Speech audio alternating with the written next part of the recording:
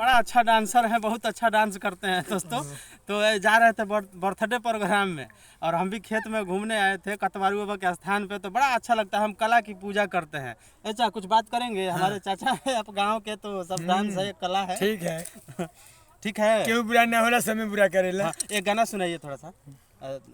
जब से नैना लड़ल बातिया आगे क्या बात है? बढ़ल, अखिया हरदम रहेला इंतजार में, दिल भइल दीवाना तोरा प्यार में।